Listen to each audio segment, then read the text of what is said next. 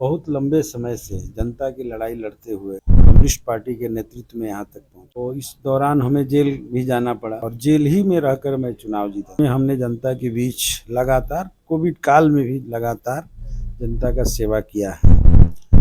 विकास के मामले में सदन से लेकर सड़क तक एक एक जनता के मुद्दों को उठाया है। जीरादेई का इस बार ऐतिहासिक विकास हुआ है जो पिछले 15 साल में नहीं हुआ। ये जो है सड़कें, अस्पताल, सभी चीजों में बड़े पैमाने पर हमारे संघर्षों के बदौलत सुधार है, बदलाव है। तो 20 साल में एक भी बिहार के युवाओं को रोजगार सरकारी नहीं मिला, लेकिन जैसे ही 17 महीना की सरकार बनी तो रोजगार का सिलसिला शुरू हुआ और 4-5 लाख करीब नौजवानों को, शिक्षकों को नौकरियां मिली। इन लोगों का विकास का पैमाना जो है कुछ पुल और सड़क दिखाने का है। हमारा विकास का पैमाना है कि सड़क पुल तो रहे ही, लेकिन बिहार के भीतर उद्योग धंधे लगे। बिहार के भीतर कृषि पर आधारित उद्योग लगना चाहिए ताकि पलायन रुके बिहार से। बूथों पर लोगों का नाम जो काटने की योजना चल रही है उस पर सतर्कता बढ़ाए हैं और नए वोटरों का नाम वोटर लिस्ट में जुड़वाने में हमारे कार्यकर्ता लगे। नजरें बिहार पे हैं। बिहार विधानसभा के चुनाव हैं। इस वक्त आप देश के सबसे बड़े चैनल नेशनल दस्तक पर 11 मिलियन सब्सक्राइबर के साथ अमरजीत कुशवाहा को देख और सुन भी रहे हैं। जीरादेई इलाके में मौजूद हैं 243 विधानसभा क्षेत्र में, और कह सकते हैं जो 2025 का वक्त है और लेफ्ट के पाले में जितनी भी सीटें गई हैं, कैसों का बाजार गर्म है। इस बार सीटिंग में शायद कुछ के टिकट कट भी जाए तो शायद जीरादेई उनमें से नहीं है जहां एक बार फिर से दाव अमरजीत कुशवाहा पे लगाया जा सकता है। लेफ्ट के कार्यालय में मौजूद हैं, माले के ऑफिस में मौजूद हैं जीरादेई में, और बात कर रहे हैं विधायक जीरादेई अमरजीत कुशवाहा साहब से। 5 सालों का वक्त गुजरा, भले ही कोविड में 2-2.5 साल का वक्त निकल गया, लेकिन जनता ने पाया कितना, जनता ने खोया कितना, और अपने कामकाज से कितने खुश हैं विधायक जी? बहुत बहुत शुक्रिया आपको। आप पटना से चलकर हमारे एक कम्युनिस्ट पार्टी के कार्यालय तक पहुँचे। और रही बात कि हम बहुत लंबे समय से जनता की लड़ाई लड़ते हुए कम्युनिस्ट पार्टी के नेतृत्व में यहाँ तक पहुँचे। तो इस दौरान हमें जेल भी जाना पड़ा और जेल ही में रहकर मैं चुनाव जीता था। उसके बाद 6 महीना लगभग जेल में गुजरा। जीतने के बाद आए बाहर, तो आप ठीक ही कहे कि कोविड का दौर था, तो उसका भी मुकाबला हम लोगों ने 1 साल 1.5 साल तक किया। उसके बाद जो 3 साल का वक्त मिला उसमें हमने जनता के बीच लगातार कोविड काल में भी लगातार जनता का सेवा किया है। विकास के मामले में सदन से लेकर सड़क तक एक एक जनता के मुद्दों को उठाया है और उस पर लड़ा है। इसलिए यहाँ से लेकर वहाँ तक, सड़क से लेकर के सदन तक जनता के जब मुद्दे उठे हैं तो विकास भी हमारे क्षेत्र में सबसे ज़्यादा हो रहे हैं, हुए भी हैं। और ये जनता के भीतर मैसेज है कि जीरादेई का इस बार ऐतिहासिक विकास हुआ है जो पिछले 15 साल में नहीं हुआ था। तो ये तो हम देखने को हमको मिल रहा है, और फिर भी अभी बहुत सारा काम बाकी है। मेरे संघर्ष से एक यहाँ पर अभी स्याही नदी में पुल बन रहा है जो आज़ादी के पहले का पुल है, और लोग मैरवा बाजार के लोग जो है, उत्तर प्रदेश के बॉर्डर का इलाका है मेरा, तो दोनों तरफ के लोग कहते थे कि ये पुल बनेगा कि नहीं। मैंने सदन में उठाया और मुख्यमंत्री जी, माननीय मुख्यमंत्री जी यहाँ आए थे। 17 महीना वाला जो काल था उन्हें आश्वासन दिया और उन्होंने, और उसके बाद वो पुल आज काम शुरू हो चुका है, बहुत तेजी के साथ हो रहा है। इसको लेकर के भी लोगों में भारी खुशी है। और यही नहीं, बाकी सारे जो है सड़कें, अस्पताल, सभी चीज़ों में बड़े पैमाने पर हमारे संघर्षों के बदौलत सुधार है, बदलाव है। और जहाँ तक माने राइट टाइम चलने की बात है, थाना हो, ब्लॉक हो, स्कूल हो, सब में हम निरीक्षण करते हुए लगातार राइट टाइम चलाने की कोशिश की है। लगातार कोशिशें किए हैं। हाउस में हमने देखा, चाहे ध्यानाकर्षण हो, 0 आर हो या तारांकित हो, अमरजीत कुशवाहा ने लगातार सदन में जनता से जुड़े मुद्दे, मसले, प्रश्न हमेशा उठाते भी रहे।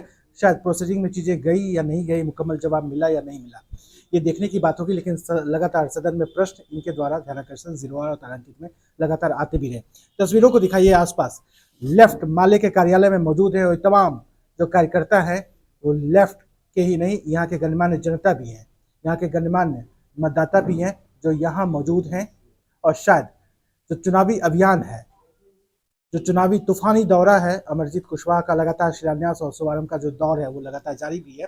उसके बीच में ये वक्त भी निकला है और ये जमीन, ये धरती डॉक्टर राजेंद्र प्रसाद की भी धरती रही है। देश के पहले राष्ट्रपति, शिक्षाविद और कह लीजिए कि देश के महान शख्सियत में उस इलाके में भी हम इस वक्त मौजूद है जहाँ सारी चीज़ें मिली भी है। और बता भी रहे विधायक जी की तमाम चीज़ें हुई हैं।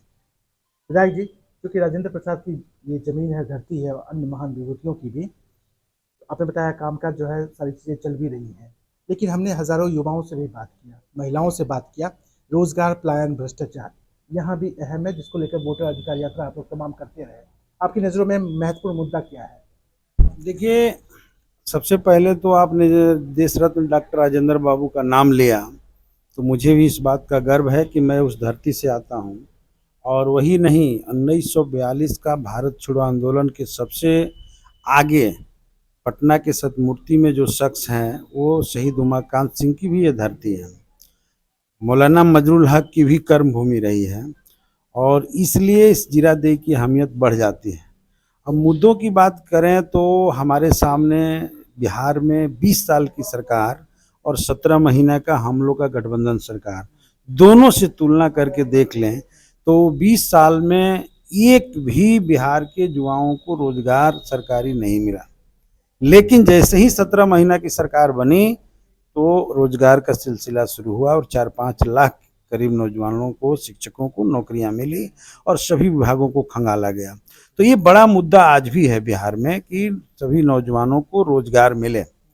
बिहार के भीतर विकास का चाहे जितना भी एनडीए के लोग दावा कर लें, लेकिन एक भी बता दें कि बिहार में इंडस्ट्री लगा।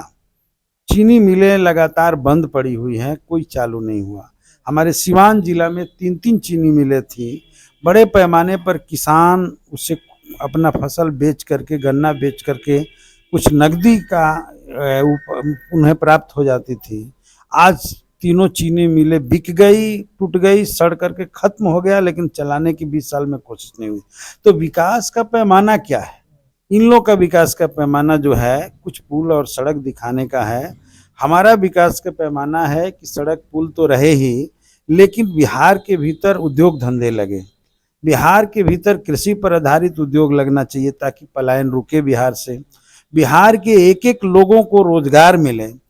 मनरेगा भी आज लूट का शिकार हो गया है, महिलाएं गांव-गांव में बेरोजगार है और ऊपर से माइक्रो फाइनेंस कंपनी जो है आकर के सबको कर्जदार बना दिया है और बड़े पैमाने पर वसूली हो रही है, लोग आत्महत्या कर रहे हैं।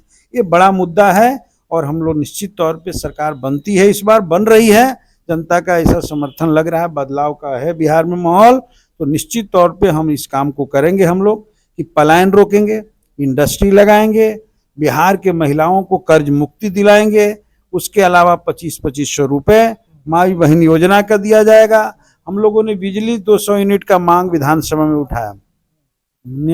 माननीय मुख्यमंत्री नीतीश जी कहते थे कि बिजली कभी फ्री नहीं देना चाहिए, अब डर गए तो फ्री 125 की है। तो चलिए, हमारी लड़ाई के एक हिस्सा का जीत पहले ही हो गया है। बता रहे हैं अमरजीत कुशवाहा साहब, विधायक है जीरादेई के क्षेत्र में। हम हैं 243 विधानसभा क्षेत्रों में, समझ भी रहे हैं।